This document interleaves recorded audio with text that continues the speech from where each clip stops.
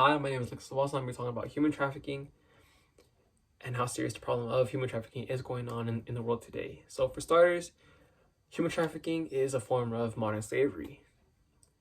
I don't want to sugarcoat it because that's what it is. It's slavery. Human trafficking is, in a way, a plague going on in the world today.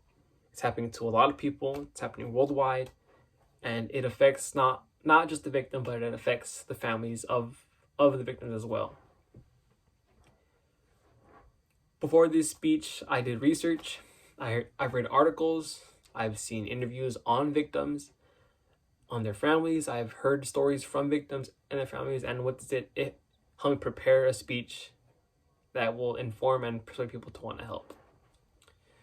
Human trafficking is a complex issue. There are factors that play into it. For example, I can be trafficked. You can be trafficked. Your friend can be trafficked. Pretty much anybody you know can be trafficked. It can happen at home. It can happen in a different city, in a different state. It can pretty much happen anywhere. And after being trafficked, there are changes and side effects that come along with it. These effects often affect families and the victims, and in some cases, they don't really recover from these changes, which is sad. The main goal for this speech is to not only educate and inform people about human trafficking, it's to persuade people to want to help and to want to help the cause of human trafficking and to help stop trafficking from going on worldwide. The first part for this speech is going to be me talking about where trafficking can happen. I'll be talking about this state in general, Washington State, and since we live here, it'll be nice to know how we stand in human trafficking.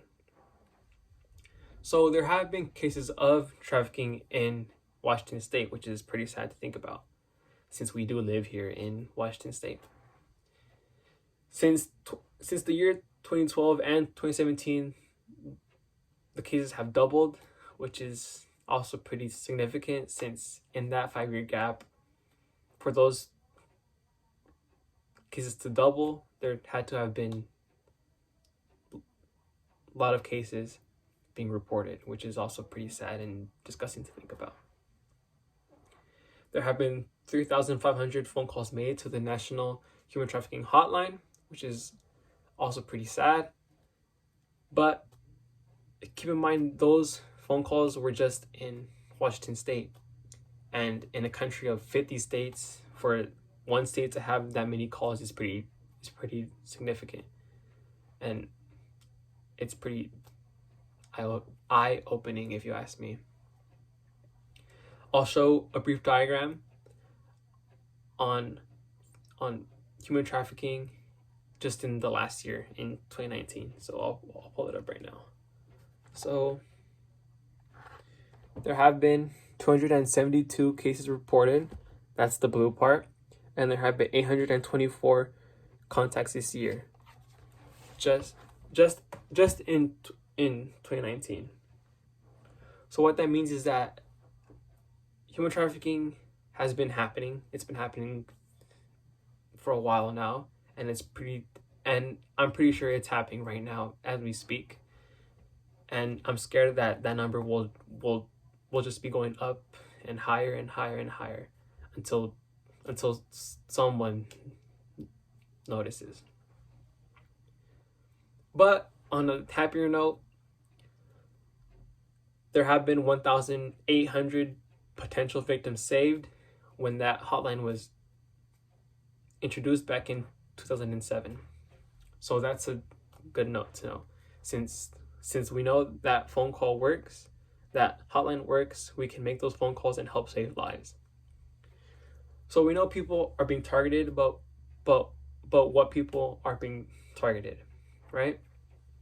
So pretty much we know that anybody can be targeted. It can be you, it can be me, right? But there are 3 categories to targets.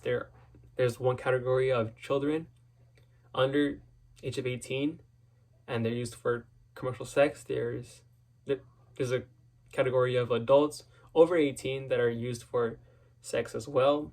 And there's a category of children and adults that are being used for forced labor, which is pretty sad. These people are often locked up behind locked doors. Then in some cases, these people are often living normal lives and walk among us in the city, which is also pretty sad to think about, since we might have seen somebody being trafficked without us knowing, which is also pretty scary. It's pretty scary and fascinating to know that there's people like this out there. We know that teens that run away are at higher risk because they don't have any protection from outside danger, that they are most likely to be trafficked as well. But what can we do to help this, right? We know that hotline works. We can use that hotline to help save those lives. We can help those teens. We can report seeing somebody run away. We can report seeing people act suspicious. We know that hotline works. So we know these changes that happen after being trafficked are life-changing, but how do we know those changes happen, right? So with these effects that happen after being trafficked, we know that families are often affected too, not just the victims. Some victims lose their lives, and some families don't ever see their family member again, which is sad to think about, since they didn't know that was the last time they see their son, daughter, aunt or uncle. It's sad. It's sad to think about.